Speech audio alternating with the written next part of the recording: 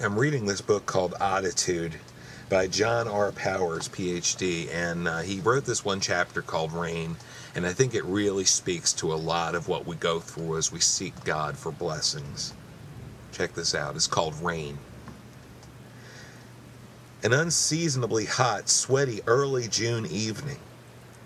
A farmer sits on his tractor watching his fields cough up dust. It hasn't rained in over 2 weeks, and he's worried. He's been walking a thin money line. A drought will force him into bankruptcy. His eyes don't spend more than a few moments on earth before they again begin scanning the sky for help. His lips constantly slip into silent prayers. A few miles away, more prayers are being said. A boy stands on his back porch and looks up. The weather forecast on television is calling for rain, but the forecast has been wrong before. He has a baseball game tonight, and it's the first one of the season that his father will be able to attend.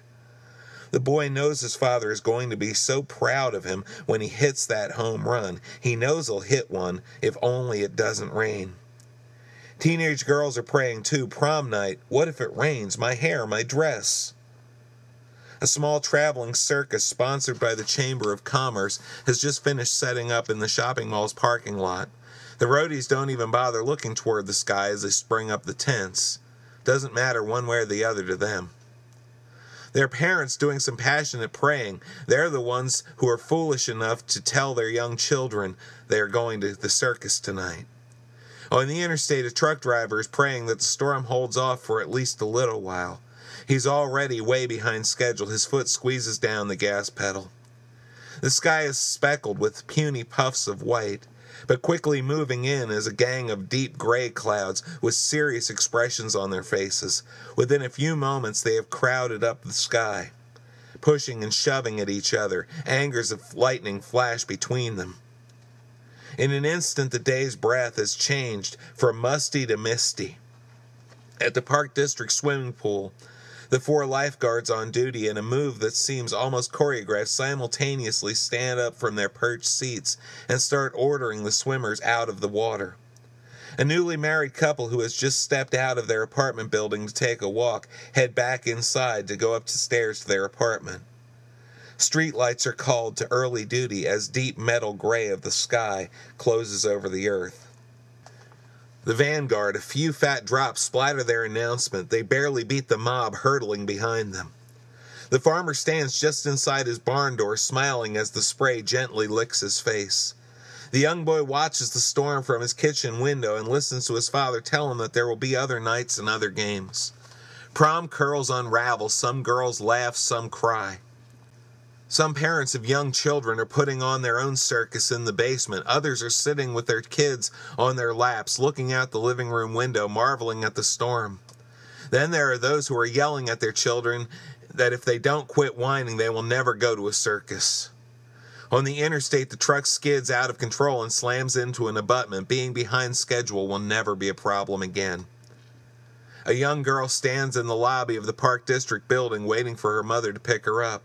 She had prayed that the storm would not come. She loves swimming and wants to be an Olympic champion. She barely notices a small cramp in the back of her leg. She will never know that perhaps she was only a few moments away from drowning when the rains came. The young couple isn't watching the rain at all, but the newest unborn member of the next generation will always love storms. A little rain can change a lot of lives. We share the same world, but we do not share the same lives. Prayers are trying to push the clouds around. I love that passage.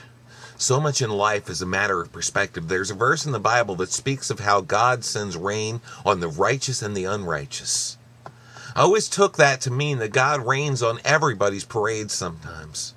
My wife, who was raised on a farm, saw it as just the opposite. She sees rain as God's blessing. Who's right? Well, both of us. Rain is both a blessing and an inconvenience depending on your need, depending on what you have planned. So much of life is like this. Skiers love snow. People who need to get to work, not so much. But look at it from God's perspective. He's got 2 people praying, one for rain and one against. Either way, someone's going to be upset. One's going to feel blessed, the other overlooked. What should he do? Well, God does what he always does. He does what's right. We need to trust God to be right, even when the answer to our prayers is no.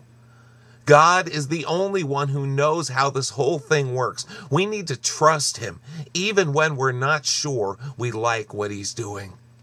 God always answers prayers, but sometimes his answer is no, and sometimes the answer is wait. But God is always good, so trust him.